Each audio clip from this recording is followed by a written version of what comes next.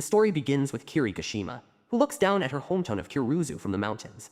The town is surrounded by mountains on one side and the sea on the other, with scattered houses and a lighthouse beneath a strange spiral-shaped sky. Kiri introduces Kurouzu and says she's about to tell the bizarre events that took place there. After school, she heads to the station to meet her boyfriend, Shuichi.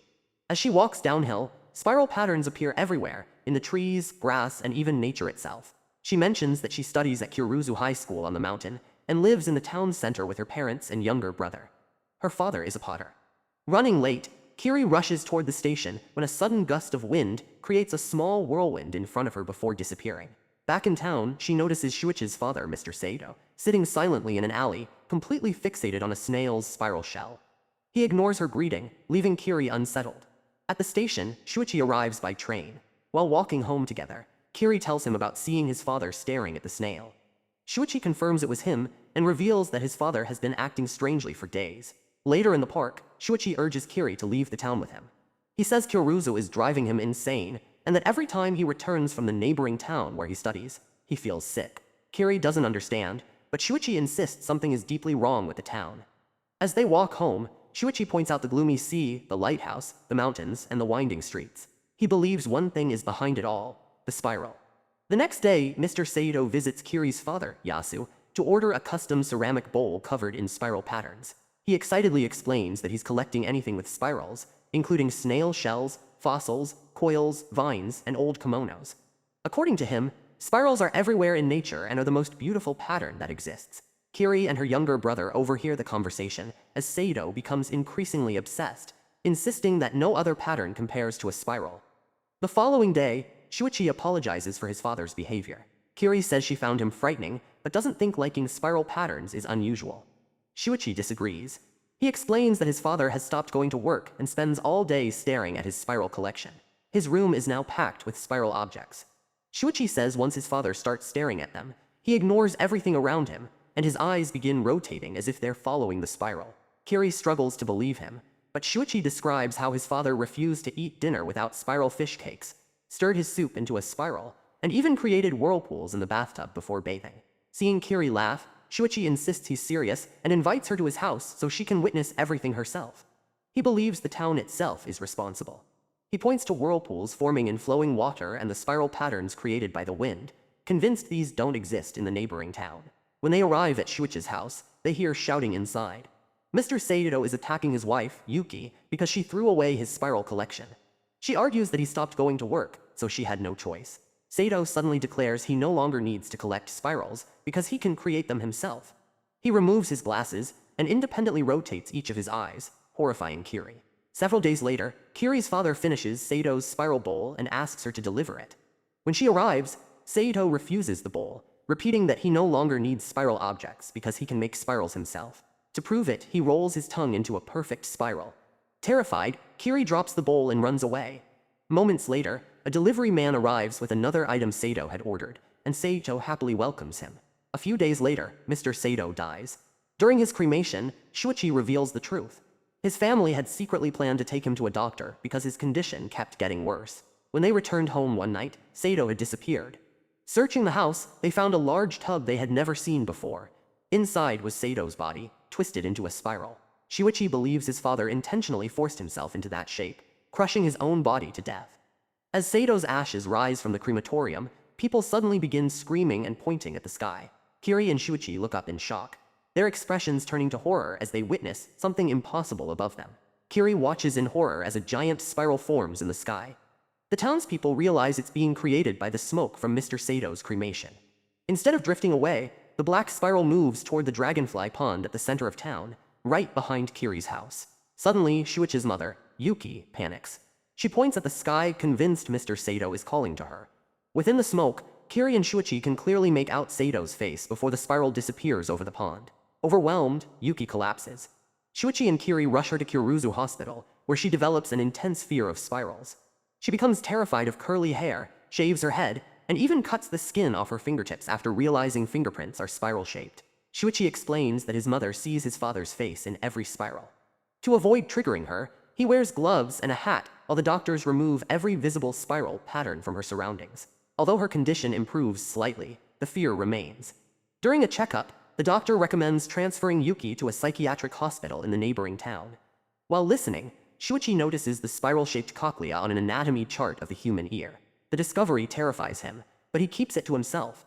Back in her room, Yuki refuses to leave because that's where they had planned to take Mr. Sato before his death. Moments later, the town's eerie 5 p.m. siren sounds again, sending her into another panic. The next day, Shuichi finally tells Kiri about the cochlea. He believed only hair and fingerprints formed spirals, but now he realizes the human ear contains one too. Kiri is horrified, knowing what Yuki might do if she ever discovers it. That night, Yuki wakes to find a centipede crawling toward her ear. After killing it, she watches its body curl into a spiral. In the shape, she sees Mr. Sato, who urges her to join him and says the spiral still exists inside her ear. The following day, Kiri and Shuichi visit Yuki. She refuses to answer their questions. When a nurse arrives, Yuki suddenly asks what's inside a human ear. Hearing the word spiral, she bolts from her room and races to the doctor's office. She demands to see the anatomy chart, but the doctor reveals he threw it away. Refusing to believe him, Yuki searches through every medical book, desperate to confirm whether a spiral exists inside the ear. Shuichi calms her down, but Yuki insists Mr. Sato spoke to her the previous night. The doctor later admits he removed the chart on purpose, and warns that she needs specialized treatment immediately before she seriously harms herself. That night, a nurse gives Yuki her final IV before her transfer. As she stares at the IV drip, the swirling liquid forms another spiral, and once again she sees Mr. Sato inside it. Convinced the spiral is hiding in her ear, Yuki rips out the IV, grabs a pair of scissors, and stabs herself in the ear to destroy it. Instead, she destroys both her hearing and sense of balance, leaving her permanently dizzy. The spiral's curse never leaves her. Even as she dies, she keeps screaming that her body is spinning and she doesn't want to become a spiral. When Yuki's body is finally cremated, another massive black spiral rises into the sky, engulfing Kurouzu once again. Kiri explains that, when she started attending Kurouzu High School, she became friends with a beautiful girl named Azami Kurotani, who commuted from the neighboring town of Midoriyama. Looking back, Kiri wishes they had never met, because it eventually led Azami to Shuichi. From her very first day, Azami attracted constant attention. She rejected every love letter and ignored every boy who approached her. As rumors spread, classmates warned Kiri that Azami manipulated boys with her beauty before abandoning them. They even claimed the crescent-shaped scar hidden beneath her bangs gave her a mysterious charm, and warned Kiri that Shuichi could be her next target. Later, Azami shows Kiri the scar and explains she got it after falling as a child while trying to impress a boy. She jokes that ever since then, every boy she's liked has fallen for her, though she insists it's only a coincidence. A few days later, Azami asks to meet Kiri's boyfriend, Shuichi. Although Kiri hesitates because Shuichi recently lost both of his parents, she eventually takes Azami to his house. The moment Shuichi sees her, he freezes. Terrified, he orders Azami to leave immediately and never return. Confused and embarrassed, Kiri apologizes for his behavior, while Azami assumes he's simply depressed. That night, Kiri calls Shuichi for an explanation. He tells her something about Azami feels unnatural, as if an invisible spiral is pulling everyone toward her. He warns Kiri that Azami herself has become a spiral. Soon after hanging up, Shuichi hears someone at his door. It's Azami. She demands to know why he's the only boy who has ever rejected her. Shuichi begs her to leave Kurouzu before it's too late. When Azami reveals the scar on her forehead, Shuichi realizes it has transformed into a spiral. He urges her to transfer back to Midoriyama immediately, believing the town is changing her. Instead, Azami ignores the warning. She rents an apartment in Kurouzu and begins visiting Shuichi every night, admitting she can't stop thinking about him. At school, Kiri begs Azami to leave Shuichi alone, but Azami openly declares that she intends to make him hers. As a sudden whirlwind passes between them, Kiri catches a glimpse of Azami's forehead. The spiral has grown dramatically and appears to be burrowing into her skull. Frightened, Kiri chases after her, but Azami disappears. Moments later, a student named Okada confesses his love to Azami. She rejects him, but he admits he can't stay away from her. The next day, Azami stops coming to school. Kiri repeatedly visits her apartment, but no one answers. Through the window, she can still see Azami hiding inside, while the spiral seems to be digging even deeper into her head. A few nights later, Shuichi calls Kiri after receiving a strange phone call from Okada, who wants to meet him at the park. Sensing something is wrong, Kiri heads there alone. On the way, she finds Azami wandering outside. Azami says she can barely see through her right eye. When she removes her hat, Kiri is horrified. The spiral has consumed half of Azami's head and swallowed one of her eyes. Azami continues toward the park, where Okada has already brought Shuichi. Expecting a date, Okada is stunned when Azami admits she only used him to lure Shuichi there. Furious, Okada grabs her head, but the moment he touches the spiral, it begins pulling him inside. As he screams, the spiral slowly consumes him. Hearing the commotion, Kiri rushes into the park. Shuichi, watching helplessly from a tree, shouts that the spiral has already swallowed Okada. Then, before their eyes, the spiral begins consuming Azami as well. Starting with her limbs, it devours her entire body until nothing remains. By the end of the night, Azami had vanished without leaving behind a single trace. A few days later, Kiri and her younger brother, Mitsuo, watch another funeral spiral rise into the sky. Ever since Mr. Sato's cremation, every plume of ash has twisted into a spiral, before drifting toward the dragonfly pond behind their house. Nearby, Kiri's father, Yasu, spends all his time watching his kiln. When his wife offers to help, he angrily refuses and warns everyone to stay away. Even the smoke from the kiln rises in the shape of a spiral. Soon after, Yasu displays his latest ceramics at an exhibition in the neighboring town.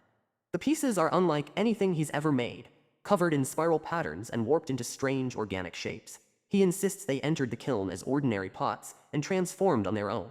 Although the visitors are fascinated, none of them buy a single piece. Back home, Kiri examines the pottery and notices something horrifying. Hidden within the clay are the faces of Mr. Sato, Yuki, and two other recently cremated townspeople. Yasu insists it's only a coincidence and claims nature created the shapes, not him. The next morning, Kiri prepares lunch for Shuichi, who still refuses to return to school. Her mother invites him over for dinner, hoping it will lift his spirits. Although Shuichi doesn't want to visit because the Gashima house sits beside the cursed dragonfly pond, Kiri eventually convinces him. During dinner, Shuichi suddenly notices the spiral-shaped plate beneath his meal and immediately backs away in panic. Yasu proudly reveals that he made the plate using clay taken directly from Dragonfly Pond, believing Shuichi would appreciate its beauty.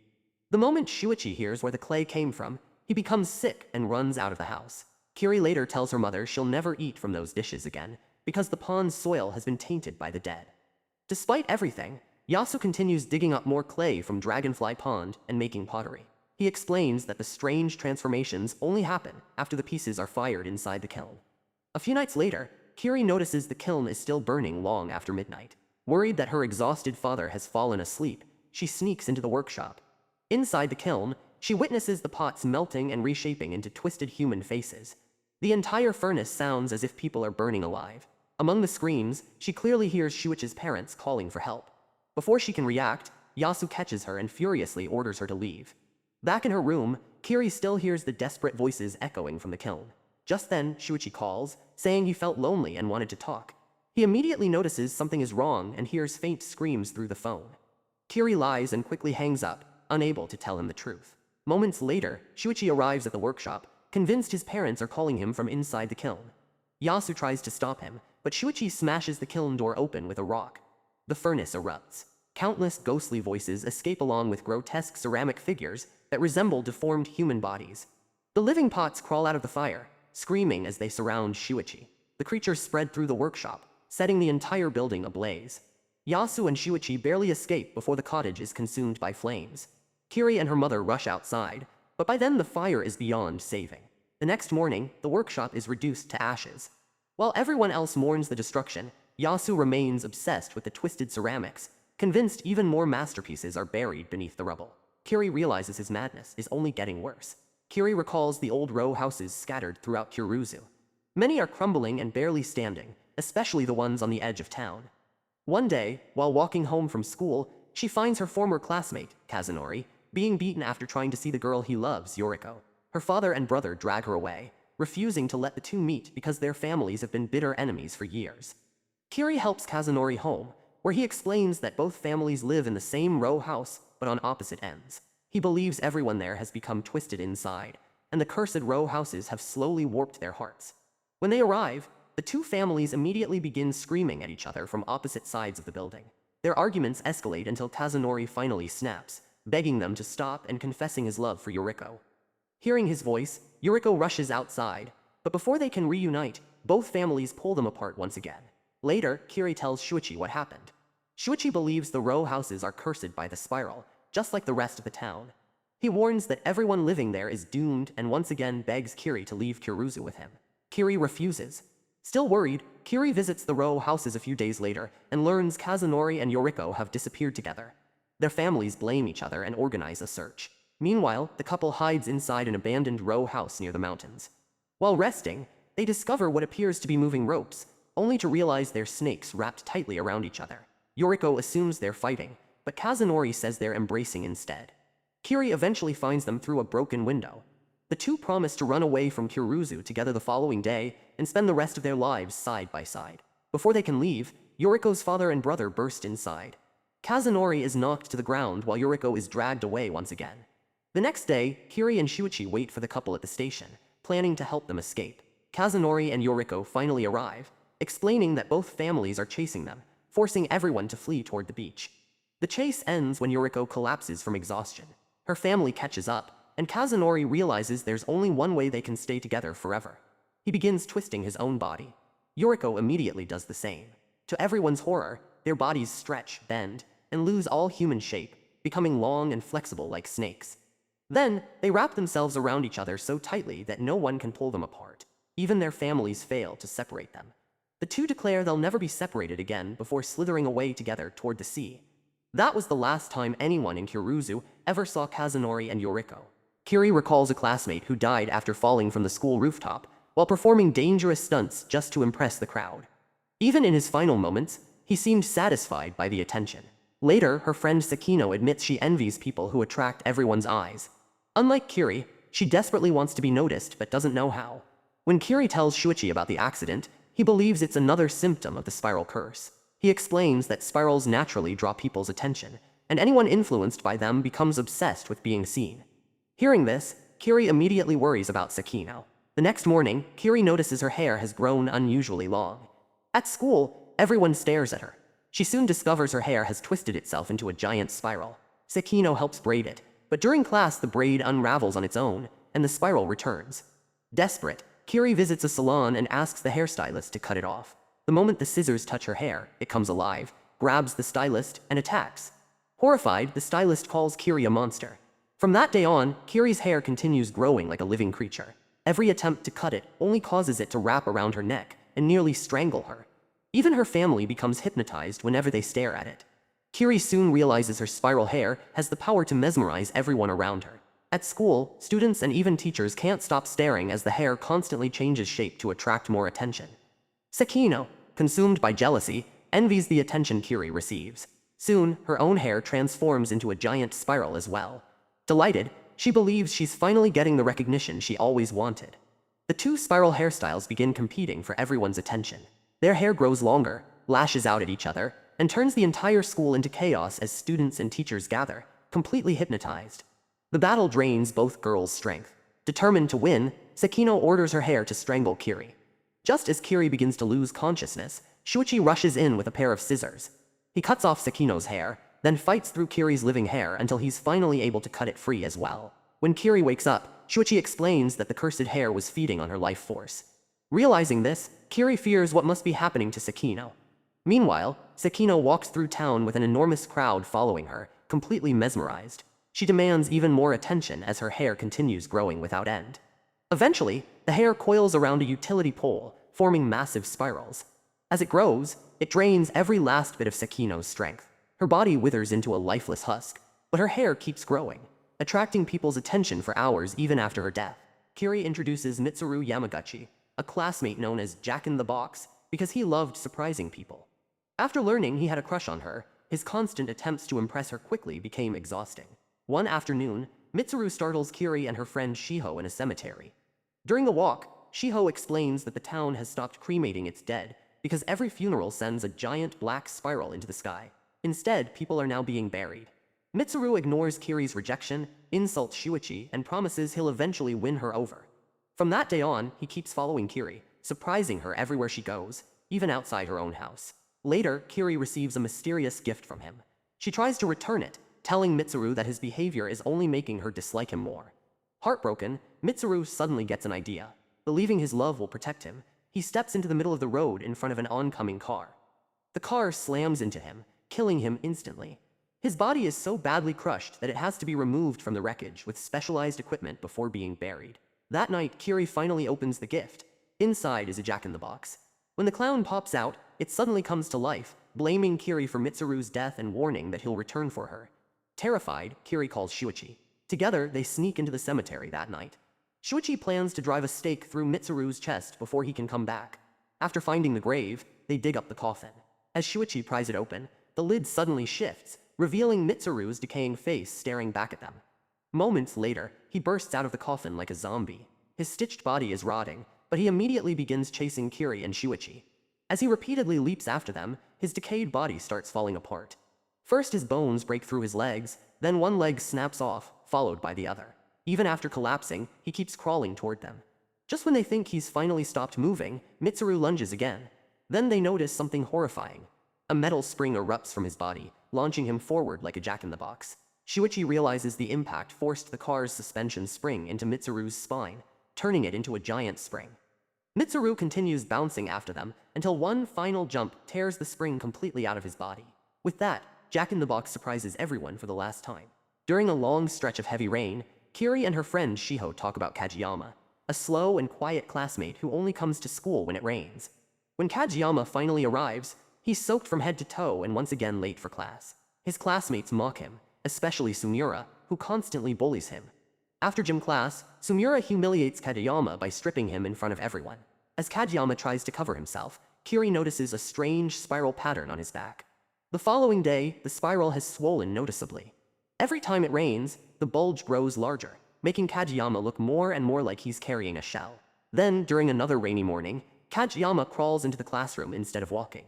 To everyone's horror, his body has transformed into a giant human snail. As the rain continues, the transformation becomes complete. His eyes turn into tentacles, he begins leaving a slime trail across the school walls, and he can effortlessly crawl up vertical surfaces.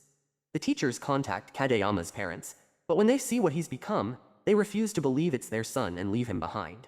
With nowhere else to go, the school keeps Kageyama inside a cage. Students gather to watch him feed on grass, while Sumura continues tormenting him until Kiri finally tells him to stop. When the rain ends, Kageyama retreats inside his shell. Soon afterward, Sumura begins acting strangely. He's constantly thirsty, moves slower every day, and eventually disappears from school. Worried that Kageyama will dehydrate, Kiri and Shiho spray him with water. As he slowly emerges from his shell, the sight of his transformed face terrifies them, sending both girls running. When the rain returns, the mystery is solved. Another giant human snail appears outside the classroom. At first, everyone thinks it's Kageyama, but they soon realize it's actually Sumura, who has suffered the same transformation. The school locks both human snails inside the same cage. Before long, the teachers discover they're mating. Since snails are hermaphrodites, they can reproduce despite both originally being male. A few days later, both snails escape by tunneling underground. Following their slime trail into the mountains, Kiri, Shiho, and Mr. Yakoda discover hundreds of large eggs buried beneath the soil. Believing the creatures are no longer human, Mr. Yakoda crushes every egg despite Kiri's protests. He vows to hunt down the two snails as well. However, neither the snails nor any more eggs are ever found. Then the rain begins once again. This time, Mr. Yakoda himself walks into the classroom. As a human snail, one night the abandoned lighthouse suddenly comes back to life. Its beam grows impossibly bright, sweeping across Kurouzu in a giant spiral and mesmerizing everyone who watches it. From that day on, the lighthouse shines every evening after sunset. Even Kiri's family becomes uneasy.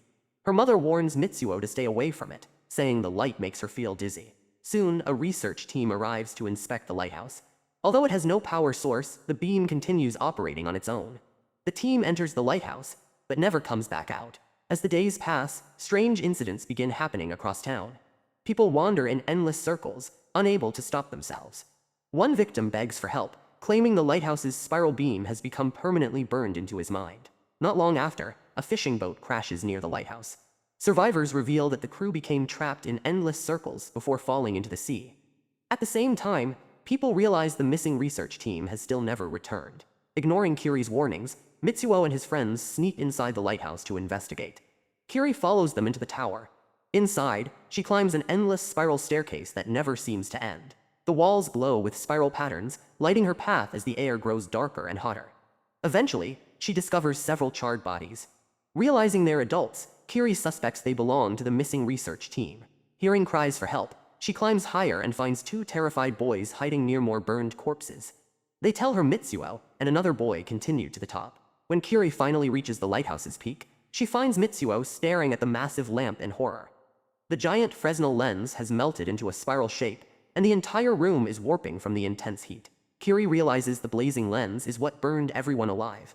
Looking outside, she sees the sun is about to set. Knowing the lighthouse will activate at any moment, she orders everyone to run. The three race down the endless staircase as the sun disappears below the horizon. Instantly, the lighthouse erupts with its spiral beam. A massive wave of heat tears through the tower, turning the inside into a furnace. One of the boys stumbles on the stairs. Kiri tries to save him, but the blast knocks her and Mitsuo away.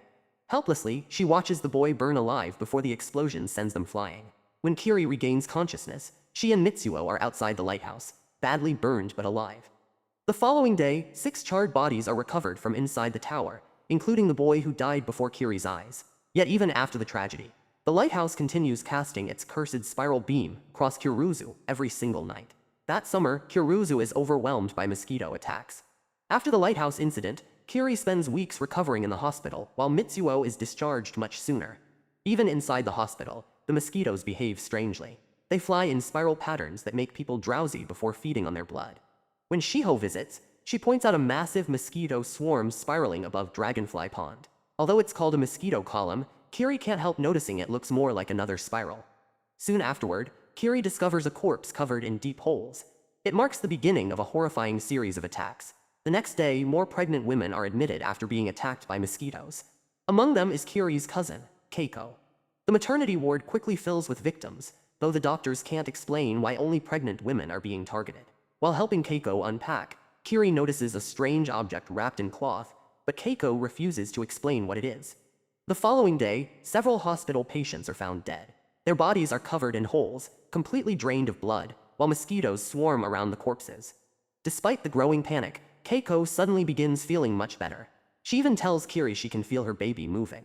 Later, Shuichi visits the hospital and immediately warns Kiri to leave, sensing something is terribly wrong.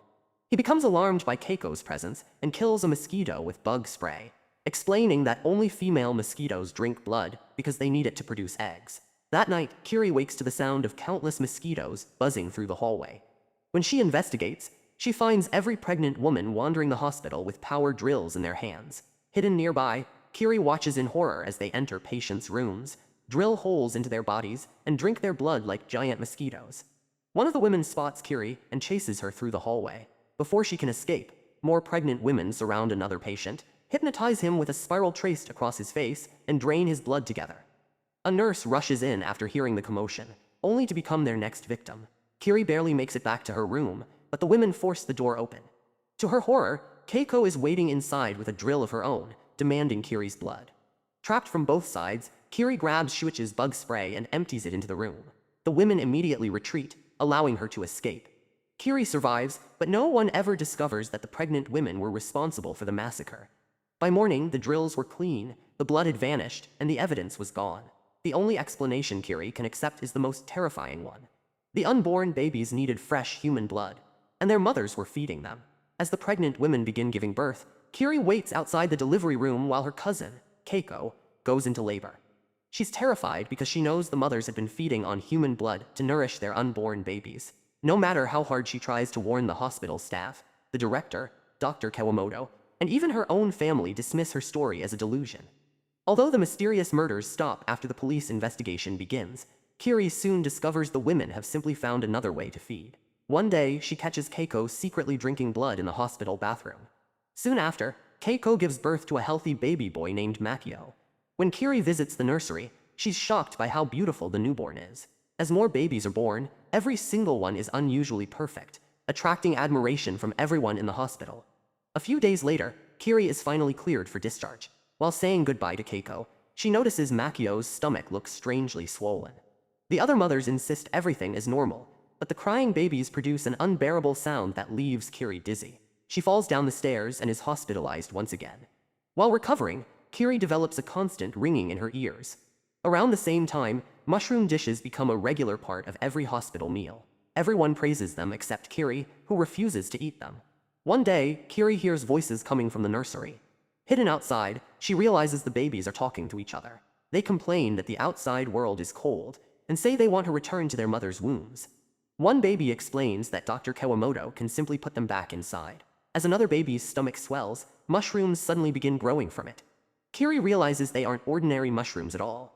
Following the voices, she reaches the delivery room and finds mushrooms growing everywhere, on the floor, beds, walls, and medical equipment. Dr. Kawamoto calmly explains the truth.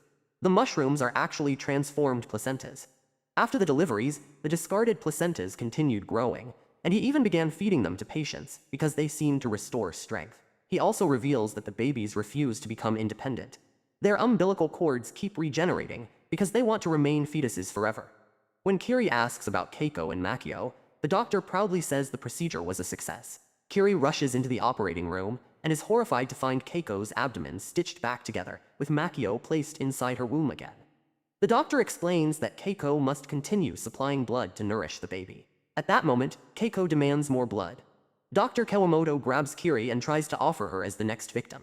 But before Keiko can attack Kiri, her spiral-shaped tongue pierces the doctor instead, draining all of his blood. As the doctor withers into a dried corpse, Kiri escapes. Moments later, Keiko corners her again, still desperate for blood. Two hospital workers enter the room but become distracted by the strange mushrooms instead of helping. Taking advantage of the confusion, Kiri flees the hospital.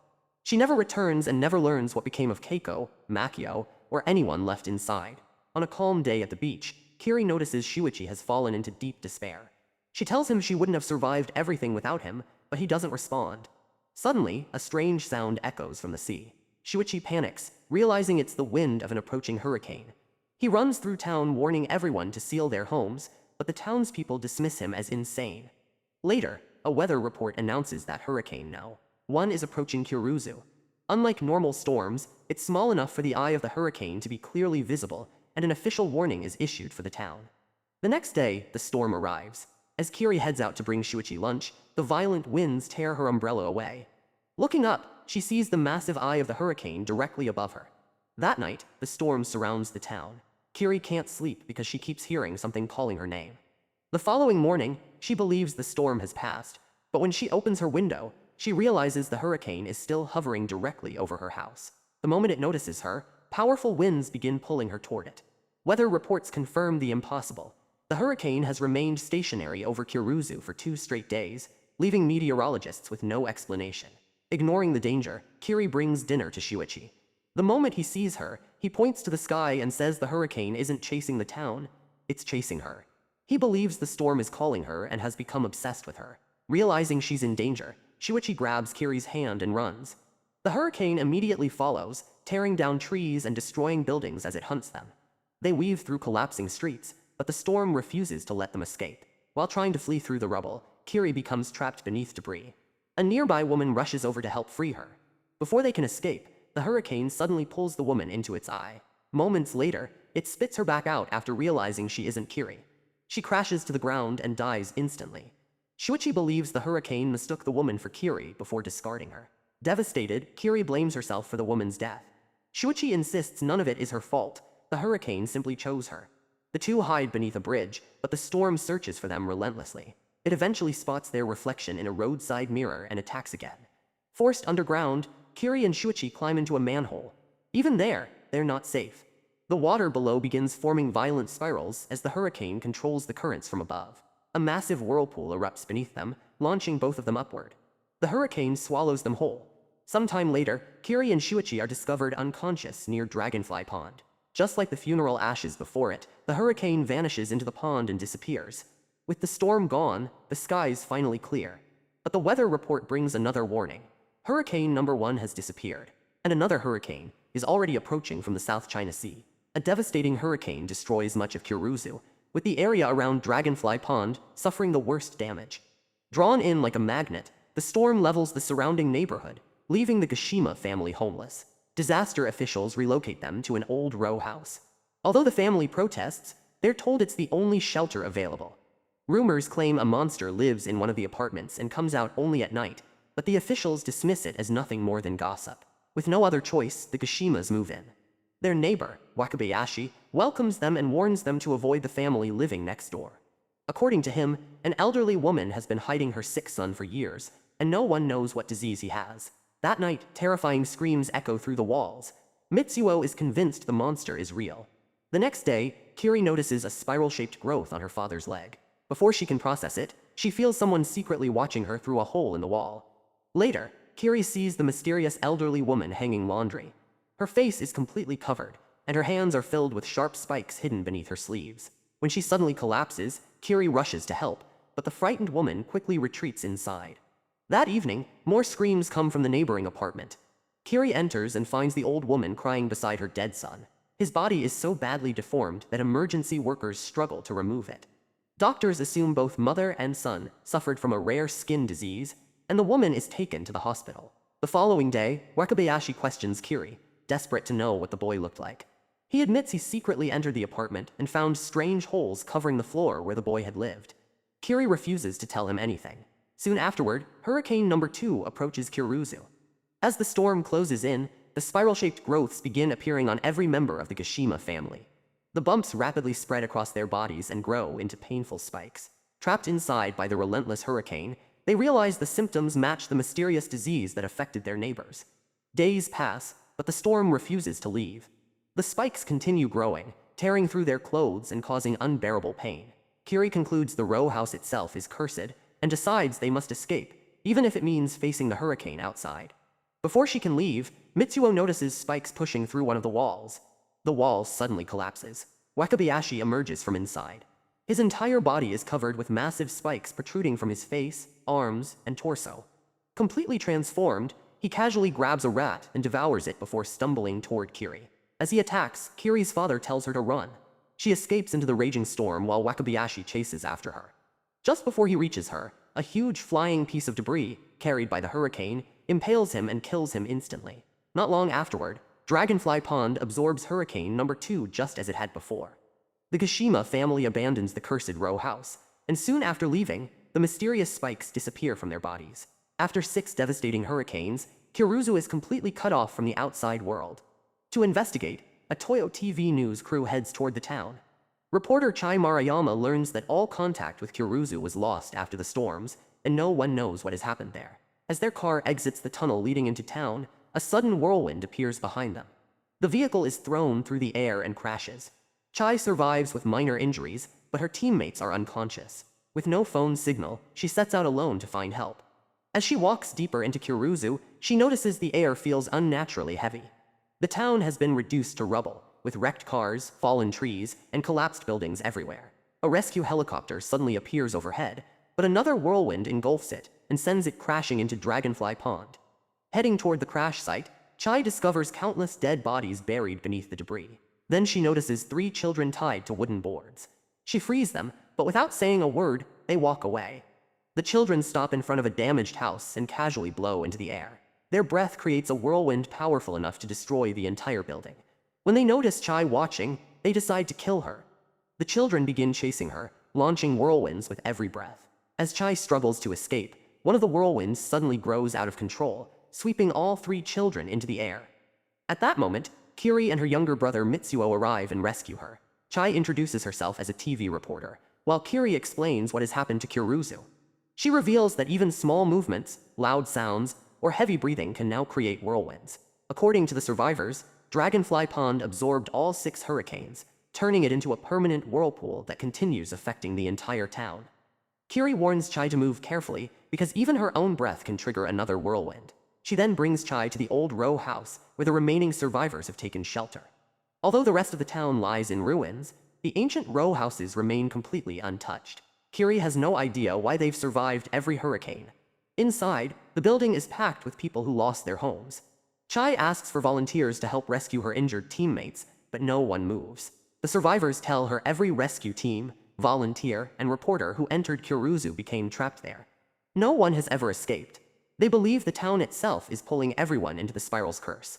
Ignoring them, Kiri's parents prepare to search for the injured reporters. The moment they step outside, the same children return. They blame Chai for their friend's death and launch another whirlwind at the house.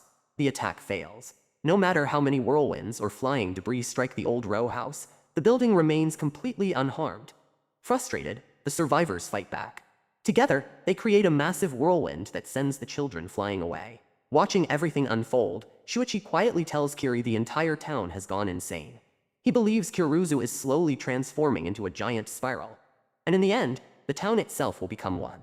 As Kurouzu falls deeper into chaos, gangs begin riding whirlwinds through the sky, destroying whatever remains of the town.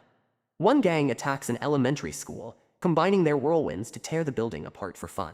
Watching from a distance, Kiri, Mitsuo, and Chai discuss how the gang survives. Chai explains they've been stealing supplies from every rescue team that enters the town, while Mitsuo envies them because they never go hungry. Kiri quickly warns him not to join them, reminding him that many people have already died trying to control whirlwinds. Nearby, Chai notices several giant human snails.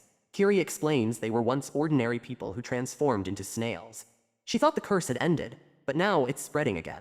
When they return to the row house, it's even more overcrowded than before. Survivors argue over food and space, and some demand Kiri's family leave, even though they were the first to take shelter there. Inside the walls, someone discovers an old scroll hidden beneath the plaster. Chai opens it and realizes it's a map. Kurouzu is marked with a large spiral, but the rest of the map has almost completely faded. As hunger and fear consume the survivors, arguments break out everywhere. Shuichi sits alone, repeatedly muttering that everyone has gone insane and the town itself is losing its mind. Eventually, an angry survivor throws Shuichi outside and locks the Gashima family out of the shelter. Now homeless once again, Chai suggests escaping Kurouzu. She reveals she once tried returning through the tunnel she entered from, but no matter how long she walked, she never found the exit. Shuichi's warning proves true. The spiral won't let anyone leave. Meanwhile, Kiri's father refuses to abandon the town. Still obsessed with pottery, he dreams of rebuilding his kiln and using the clay from Dragonfly Pond once again. Before anyone can argue, the smell of roasting meat fills the air. Following the scent, they find the Whirlwind gang cooking giant human snails over an open fire. Hungry, Mitsuo approaches, hoping to get food.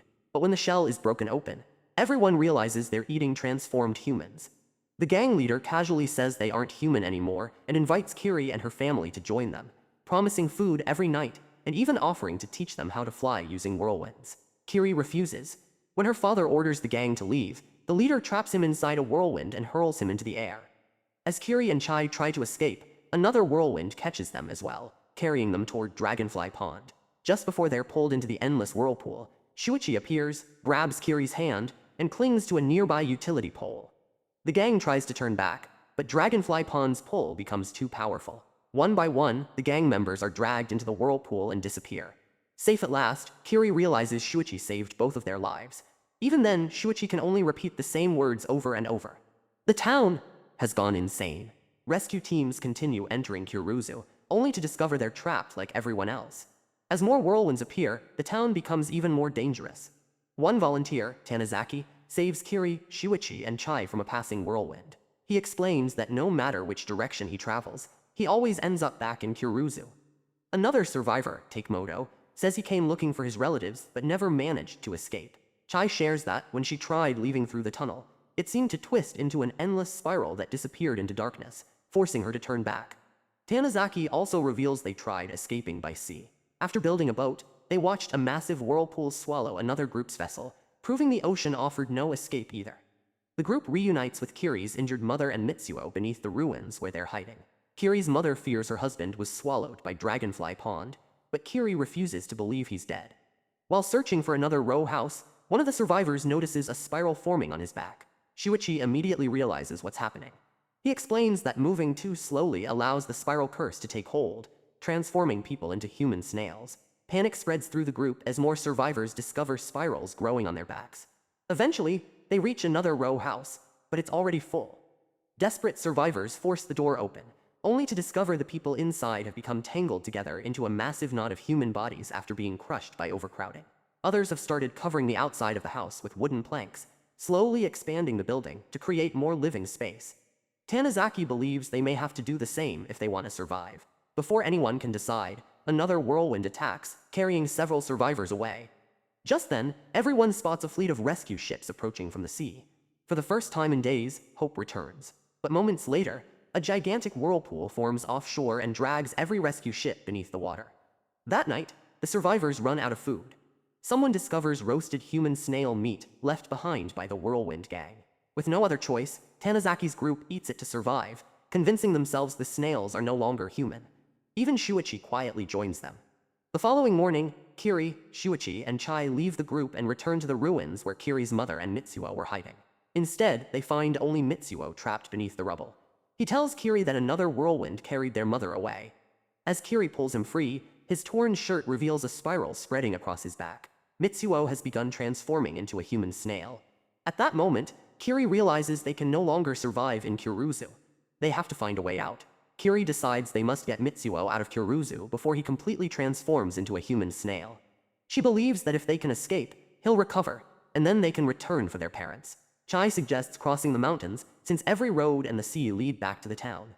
Shuichi disagrees, convinced the spiral has already sealed off every possible escape. With no better option, the group heads north into the mountains. As they climb, Mitsuo complains that his back is itching.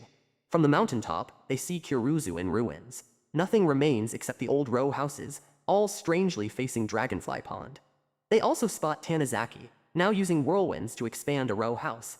Many other survivors have joined him, enlarging the buildings to create more living space. The town's eerie 5 p.m. siren still sounds despite the power being gone. The deeper they travel, the landscape becomes increasingly distorted. Grass, trees, and even plants twist into spiral shapes. Shuichi explains that the curse is now changing living cells themselves. Soon, they encounter Takemoto and the last members of his group. They reveal they followed the exact same mountain path, yet somehow ended up back where they started. Everyone realizes the mountains are just another trap. As they continue walking together, Chai notices Akamoto being dragged by a rope. His shell is nearly complete, and the group openly admits they're keeping him alive as emergency food. Night falls. Akamoto finishes transforming into a human snail. The starving survivors immediately prepare to eat him. Takemoto pushes his head inside the shell and begins devouring him alive, while the others eagerly wait their turn. Disgusted, Kiri, Shuichi, Chai, and Mitsuo quietly slip away. Hours later, they're still lost. The spiral has completely overtaken the forest. Even Shuichi briefly hallucinates his dead father calling him from a tree stump, while Chai's watch hands begin curling into spirals. Mitsuo grows weaker and starts eating leaves. Before long, Takemoto's group catches up. As they stare at Mitsuo, Kiri realizes his transformation is accelerating. She and Chai desperately hide his face, while Shuichi carries him on his back. The starving survivors immediately begin discussing how they should eat him once he fully transforms. Realizing they have no choice, Kiri orders everyone to run. After a desperate chase, they reach the cliffs near the lighthouse. Somehow, despite traveling through the mountains, they've ended up on the opposite side of town. Knowing the group will never stop hunting Mitsuo, Shuichi says they have to leave him behind. Heartbroken, Kiri places Mitsuo on the ground. He refuses to let go of her hand, but she forces him away, promising she'll come back for him. Hidden from the survivors, Mitsuo disappears down the mountainside while Kiri, Shuichi, and Chai pretend he's still with them. As Takemoto's group continues talking about eating him, they suddenly begin changing themselves. Their bodies twist and deform into grotesque spiral shapes, as if the curse has finally consumed them completely. Shuichi urges Kiri and Chai to leave immediately. They continue through the towering spiral forest until they finally catch sight of Kurouzu. But what they see waiting for them leaves all three frozen in horror. The town is no longer the same. The entire city has transformed into a massive spiral labyrinth built from countless connected row houses. Shuichi realizes the survivors unknowingly created it while expanding their shelters. Somehow, time passed differently in the mountains, allowing the construction to be completed long before they returned. Believing her parents may still be alive, Kiri enters the maze with Shuichi and Chai. Inside, the streets are completely silent. For the first time in months, even moving through the town no longer creates whirlwinds. As they search the houses, they find survivors fused together inside overcrowded rooms. Many beg them to remove the dead before the smell becomes unbearable. Then they encounter Tanizaki, who now spends his days clearing corpses from the streets. He casually remarks that years seem to have passed, and explains that the spiral city is almost complete. Every remaining survivor is still expanding the row houses from the inside. When Kiri asks about her parents, Tanizaki remembers hearing about a potter working near Dragonfly Pond. Certain her father is still alive, Kiri rushes deeper into the maze. The closer they get, the more dead ends they encounter. The endless construction forces them to squeeze through narrow gaps between buildings. That night, they spot a spiral of smoke rising into the sky and realize it's drifting toward Dragonfly Pond. Using it as a guide, they finally reach the center of the labyrinth.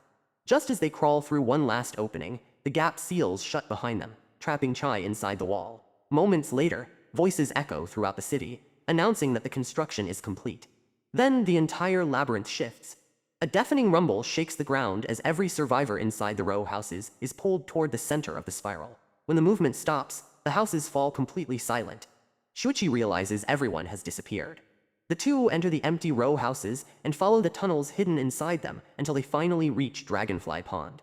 The pond has completely dried up. At its center lies a gigantic spiral staircase descending deep beneath the earth. Shuichi believes every answer they've been searching for lies at the bottom. Hoping to find her parents, Kiri takes his hand. Together, they begin descending into the endless spiral. Kiri and Shuichi continue descending the endless spiral staircase. No matter how far they walk, the bottom never seems to get any closer. At one point, Kiri looks down, becomes dizzy, and nearly falls. Shuichi catches her just in time and warns her not to look below. She has no idea how much time passes before they come across a man whose body has already twisted into a spiral. Though he appears dead, he suddenly begs them to take him along, warning that something unimaginable lies below. Shuichi refuses, knowing they don't have the strength to carry him. The man suddenly grabs Kiri's leg and bites down on it.